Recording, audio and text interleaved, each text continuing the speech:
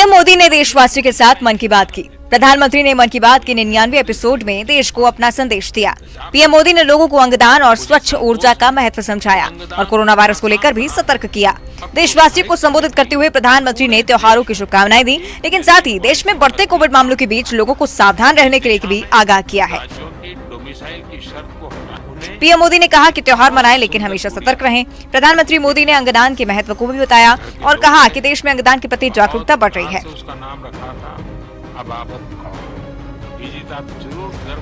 प्रधानमंत्री ने लोगों से ज्यादा संख्या में अंगदान के लिए सामने आने की अपील की है। परिस्थितियों में ऑर्गन डोनेशन का फैसला लिया गया।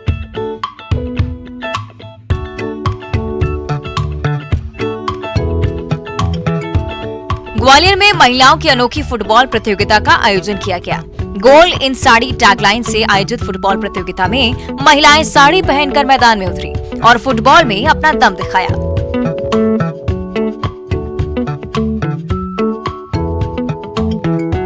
महिलाओं ने दमदार खेल दिखाया और जोरदार गोल भी दागे। इस दौरान महिलाओं ने कहा कि नारी साड़ी में भी भारी है। ये तस्वीरें देखिए, साड़ी पहनी महिलाएं फुटबॉल के पीछे भाग रही हैं। इतना उत्साह देखते ही बन रहा है। नगर निगम ने इस महिला फुटबॉल प्रतियोगिता का आयोजन किया है और इसमें शहर की 8 टीमों के बीच मुकाबले होंगे। इस टूर्नामेंट की जिम्मेदारी भी महिलाएं ही संभाल रही हैं। फुटबॉल प्रतियोगिता में पिंक, ब्लू और ऑरेंज टीमों ने शानदार जीत दर्ज की। पिंक पैंथर ने दमदार प्रदर्शन करते हुए पहला मैच जीता। ब्लू क्वीन टीम ने भी शानदार फुटबॉल खेला और इस टीम की खास बात ये थी कि इसमें 25 साल की महिलाओं से लेकर दादी तक ने बेहतरीन खेल दिखाया। दादी दलजीत मान ने शानदार गोल कर अपनी टीम को जिता दिया। प्रतियोगिता जीतने के लिए महिलाएं फुटबॉल मैदान पर पसीना बहा रही हैं और ये साबित कर रही हैं कि नारी शक्ति किसी से कम नहीं।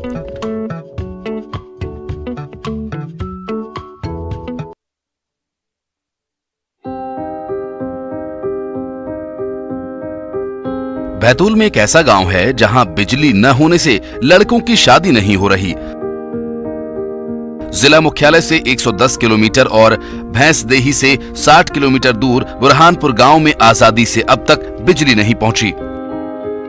बिजली नहीं होने से गांव में कोई लड़की बहू बनकर आने को तैयार नहीं। साथ ही गांव में न तो पानी की सुविधा है और न ही स्कूल्स, न आंगनबाड़ी। पानी के लिए ग्रामीण रोजाना 2.5 किलोमीटर दूर जाते हैं। ग्रामीण बताते हैं कि पिछले दिनों यहां विकास यात्रा आई थी, लेकिन गांव में विकास की हालत देखकर नेता और अधिकारी भी लौट गए। ग्रामीणों का कहना है कि अगर बिजली नहीं आई तो अगले चुनाव में मतदान का बहिष्कार करेंगे। हालांकि अधिकारी गांव में बिजली पहुंचाने का भरोसा जरूर दिला रहे हैं।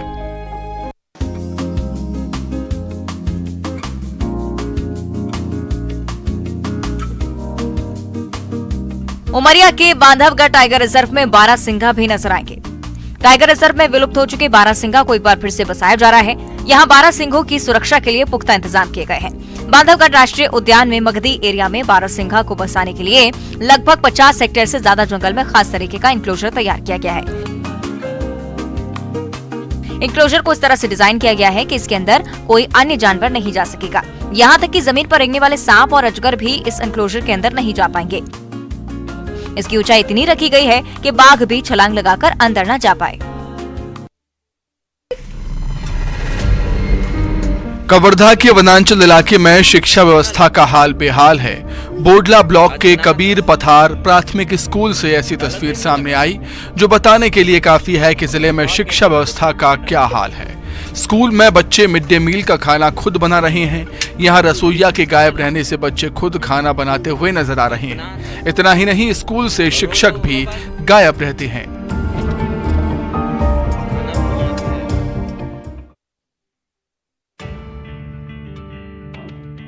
दमोह के इमझिर गांव में एक तेंदुआ नजर आया है। ये पन्ना टाइगर रिजर्व का बफर जोन है और यहां लगातार तेंदुए की चहलकदमी से लोग दहशत में हैं। ये तेंदुआ गांव में ठाकुर बाबा मंदिर के पास नजर आया। रास्ते से गुजर रहे राहगीरों ने इसे कैमरे में कैद कर लिया। हालांकि तेंदुआ जंगल की ओर चला गया है, लेकिन इस क्षेत्र में तेंदुए की उपस्थिति से लोग डरे हुए हैं। इसके साथ ही वन अमला भी अलर्ट है।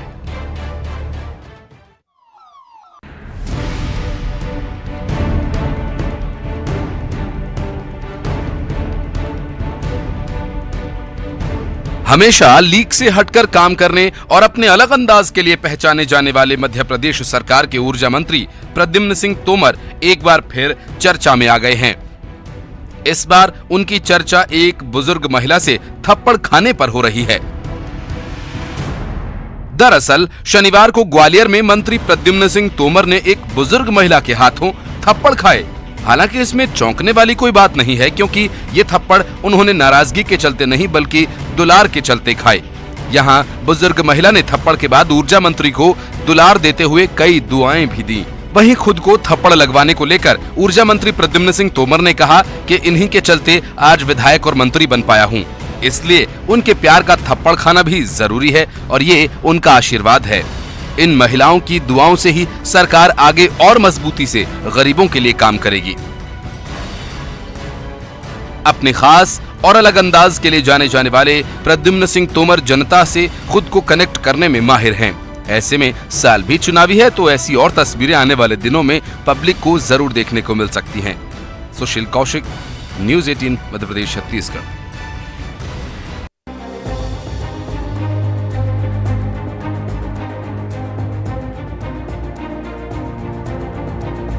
नर्मदापुरम के आदिवासी अंचल केसला का खोरीपुरा डैम जर्जर हो चुका है।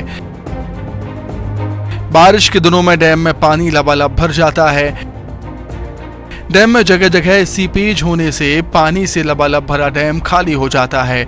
इसके साथ ही डैम का गेट भी खराब है, जिससे खेतों की सिंचाई बंद हो गई है। ऐसे में आदिवासी ग्रामीण सिंचाई के लिए बारिश के पानी पर निर्भर हो गए हैं। आदिवासियों का कहना है कि सीपेज की समस्या है, लेकिन डैम को कोई खतरा नहीं है। हालांकि सिंचाई सुविधा पर अधिकारी कोई जवाब नहीं दे रहे हैं।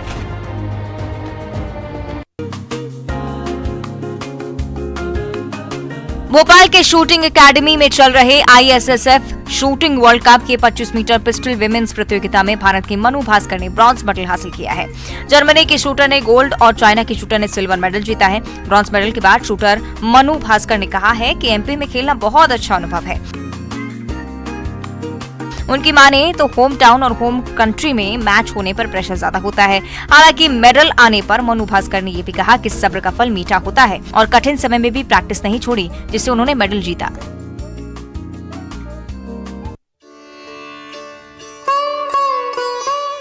हरदा में हनुमान मंदिर में पीपल का सालों पुराना पेड़ गिर गया, लेकिन पेड़ गिरने से ना ही मंदिर में कोई क्षति हुई है, ना ही किसी श्रद्धालु को चोट आई है। बताया जा रहा है कि मंदिर में पूजा पाठ के लिए श्रद्धालु मौजूद थे। इसी दौरान ये पेड़ गिर गया। पेड़ भगवान भोलेनाथ की मूर्ति के ऊपर विराजित नाग भगवान की मूर्ति के फन पर गिरा था और फन से टकराकर भारी भरकम पेड़ एक ओर गिर गया। मंदिर के भीतर भारी भरकम पेड़ गिरने के बाद भी फर्श, दीवार या मूर्ति को किसी प्रकार का कोई नुकसान नहीं हुआ है। श्रद्धालु इसे भगवान का चमत्कार ही बता रहे हैं और बड़ी संख्या में दर्शन करने के लिए मंदिर पहुंच रहे हैं।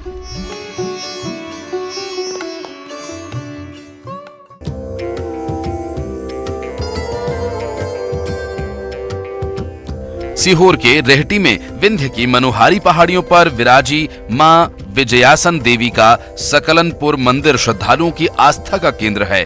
चैत्र नवरात्रि पर मंदिर में देश भर से श्रद्धालु मां के दर्शन के लिए आ रहे हैं। प्रसिद्ध सकलनपुर मंदिर में चैत्र नवरात्रि पर भक्तों का सैलाब उमड़ता है। श्रद्धालु मां से मनौती मांगते हैं और मुराद पूरी होने पर मां के चरणों में शीश झुकाते हैं। यहाँ करीब 4000 फीट की ऊंचाई पर मां विजयासन देवी विराजी हैं। पौराणिक मान्यताओं के अनुसार मां दुर्गा के महिषासुर मर्दनी अवतार के रूप में देवी ने इसी स्थान पर रक्तबीज नाम के राक्षस का वध किया था और जगत कल्याण के लिए इसी स्थान पर बैठकर उन्होंने विजयी मुद्रा में तपस्या की, जिससे उन्हें विजयासन देवी कहा गया। बताया ये जाता है कि मंदिर के गर्भगृह में 400 सालों से ज्यादा समय से 2 अखंड ज्योति प्रज्वलित हैं। इस जलती धुनी को स्वामी भद्रानंद और उनके शिष्यों ने प्रज्वलित किया था और तभी से धुनी की भस्म अर्थात राख को ही महाप्रसाद के रूप में ग्रहण किया जाता है। यहाँ भक्त पैदल ही मां का जयकारा लगाते दर्शन करने के लिए आते हैं। श्रद्धालु यहाँ अपनी मनोकामनाओं की पूर्ति के लिए तुलादान भी करते हैं। मां विजयासन देवी का सकलनपुर मंदिर शक्तिपीठ है।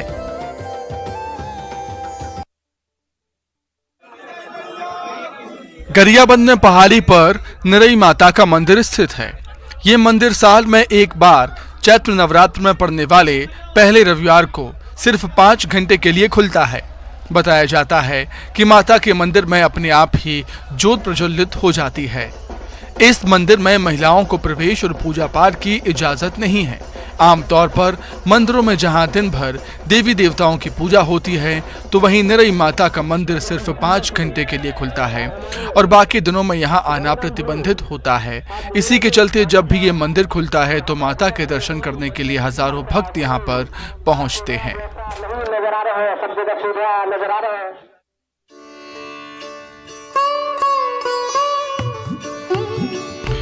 धमतरी में स्थित दंतेश्वरी माता मंदिर में हर नवरात्र पर जोत जलाई जाती है।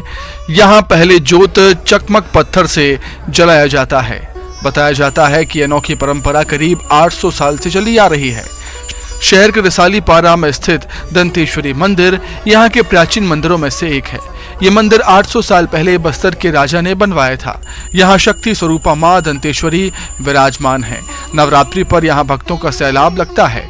मान्यता है कि यहाँ मांगी गई हर मन्नत पूरी होती है। नवरात्रि पर मंदिर में पूजा का सामान भी समाज के अलग अलग वर्गों से लिया जाता है।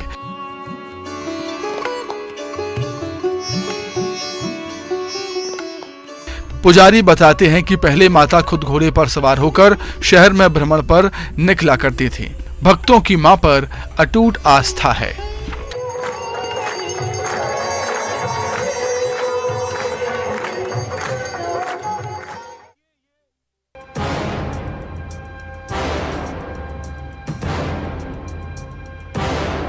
सतना के मझगवा में तालाब तीर स्थित दुर्गा मंदिर में उस समय हड़कंप मच गया जब दर्शन करने आई एक आदिवासी महिला ने मां दुर्गा के चरणों में अपनी जीभ को काटकर चढ़ा दिया।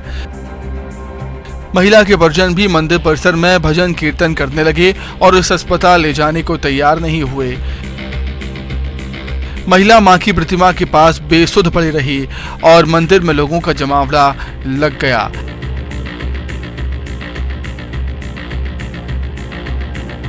घटना की सूचना पर पुलिस पहुंची। पुलिस ने जब महिला को अस्पताल ले जाने की कोशिश की तो परिजन ने इनकार कर दिया।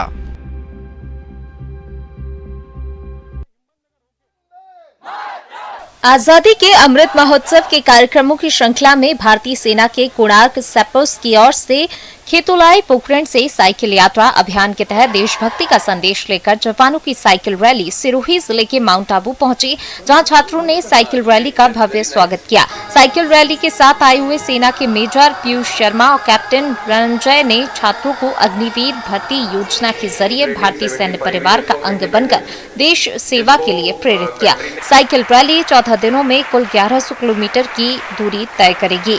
मेजर पीयूष शर्मा, कैप्टन रणंजय की अगुवाई में साइकिलिंग टीम जोधपुर पहुंचेगी। अभियान का उद्देश्य युवाओं में भारतीय सेना को एक करियर विकल्प के रूप में जागरूकता फैलाना है। ये साइकिल रैली 14 मार्च से शुरू हुई थी। मेजर पीयूष ने कहा कि अभियान टीम के लिए इन क्षेत्रों की समृद्ध ऐतिहासिक परंपराओं और संस्कृति की झलक देखने का एक उत्कृष्ट अवसर भी है।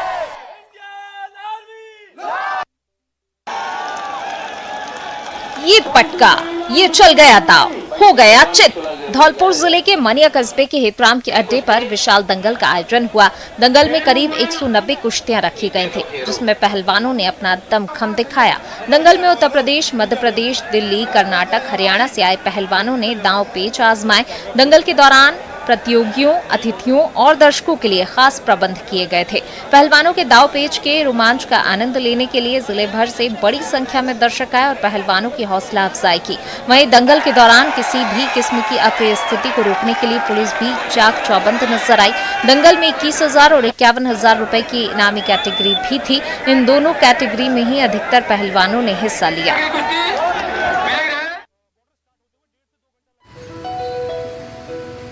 G20 समिट के लिए उत्तराखंड का रामनगर तैयार है। इस आयोजन से जहां नगर को अंतर्राष्ट्रीय पहचान मिल सकेगी, इसलिए डेलीगेट्स की मेहमान नवाजी का भी पूरा इंतजाम किया जा रहा है। G20 समिट को लेकर स्थानीय लोगों में भी गजब का उत्साह देखा जा रहा है। वहीं सरकार और प्रशासन भी मेहमानों की खातिरदारी में कोई कमी नहीं रखना चाहते। यहाँ मेहमानों के लिए जहाँ इंटरकॉन्टिनेंटल भोजन परोसा जाएगा, तो वहीं उत्तराखंड के खास व्यंजन भी मेहमानों की थाली का स्वाद कई गुना बढ़ा देंगे। जनप्रतिनिधि भी समिट के बाद यहाँ के कायाकल्प का दावा कर रहे हैं। उनका कहना है कि इससे संस्कृति के आदान प्रदान के साथ ही यहाँ के ज्ञात अज्ञात पर्यटन स्थल दुनिया की नजर में आएंगे। G20 के सदस्य देशों के साथ ही बांग्लादेश, मिस्र, Mauritius, Netherlands, Nigeria, Oman, Singapore, Spain और संयुक्त अरब अमीरात के डेलीगेट्स भी यहाँ आएंगे। कुल मिलाकर 70 विदेशी और 30 भारतीय वैज्ञानिक यहाँ गोलमेज सम्मेलन में शिरकत करेंगे।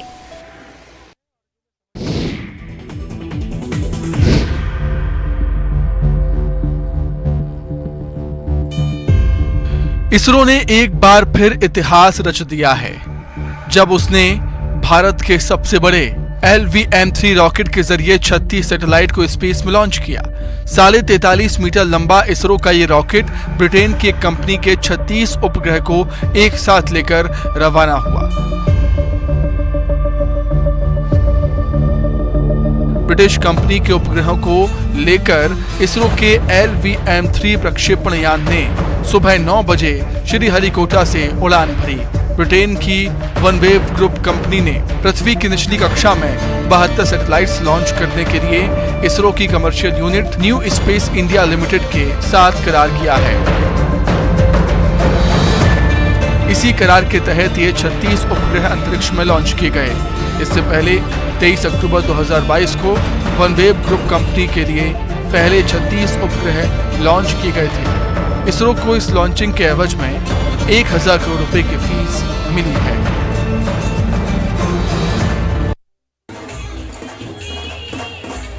झीलों की नगरी उदयपुर में पारंपरिक गणगौर की धूम शनिवार को भी मची रही। कई समाजों की ओर से राजशाही अंदाज में गणगौर की सवारी निकाली गई। शोभा यात्राओं के मार्ग में लोगों का हुजूम उमड़ पड़ा। वहीं गणगौर घाट पर मेले सी रंगत बिखरी रही। सवारी के दौरान दी गई घूमर नृत्य की प्रस्तुति ने पर्व के उत्साह में चार चांद लगा दिए। शोभा यात्रा में महिलाएं ईश्वर गणगौर की प्रतिमाएं सिर पर धारण कर गीत गाते हुए चल रही थी। अलग अलग स्थानों से निकली शोभा यात्राएं कई रास्तों से होती हुई गणगौर घाट पहुंची। इस दौरान बैंड बाजों की धुनों और महिलाओं के गणगौरी गीतों की स्वर लहरियों से शहर की गलियां गुंजायमान रहीं। पिछौला झील के गणगौर घाट पहुंचने पर महिलाओं ने गणगौर की पूजा अर्चना की और गुलाब के पुष्प से जल कुसुम्बा की रस्म निभाई। इसके तहत पुष्प को जल में भिगोकर गणगौर की प्रतिमाओं को पानी पिलाया गया। इस दौरान गणगौरी गीतों के बीच घूमर नृत्य की धूम मची रही। करीब 5 महीने बंद रहने के बाद हिमाचल प्रदेश के लाहौल स्पीति के बारालाचा ला दर्रा को खोल दिया गया है। सीमा सड़क संगठन ने रिकॉर्ड समय में बर्फ हटाकर इस दर्रा को खोलने में सफलता पाई। बीआरओ के चीफ इंजीनियर विवेक गुलेरिया ने हिमाचल लद्दाख सीमा पर स्थित सरचू में लेह से मनाली की ओर आने वाले आर्मी के वाहनों को हरी झंडी दिखाकर रवाना किया। हालांकि अभी पब्लिक वाहनों को आवाजाही के लिए अप्रैल तक का इंतजार करना पड़ेगा। बारालाचा ला दर्रा दुनिया के सबसे दुर्गम और ऊंचे दर्रे में से एक है, जिसकी ऊंचाई समुद्र तल से करीब 16,450 फीट है। यहाँ जहाँ तक नजरें दौड़ाइएगा समूचा दर्रा बर्फ की मोटी चादर से ढका नजर आएगा। ये दर्रा साल के करीब 8 महीने बर्फ से ढका रहता है। तापमान गर्मियों में करीब 10 डिग्री सेंटीग्रेड रहता है, जबकि सर्दियों में -50 डिग्री सेंटीग्रेड से भी नीचे चला जाता है। करीब 5 महीने बंद रहने के बाद जनवरी में बर्फ हटाने का कार्य शुरू किया गया था। विषम परिस्थितियों से जूझते जवानों ने 3 महीनों की मेहनत के बाद बारालाचा ला दर्रा को वाहनों की आवाजाही के लिए खोल दिया है। इसके साथ ही मनाली लेह सड़क मार्ग से बर्फ हटाने का काम भी पूरा कर लिया गया है। इस दर्रे के खुलने से भारतीय सेना के वाहनों को अग्रिम मोर्चे तक रसद और अन्य जरूरी साजो सामान पहुंचाने में सुविधा मिलेगी।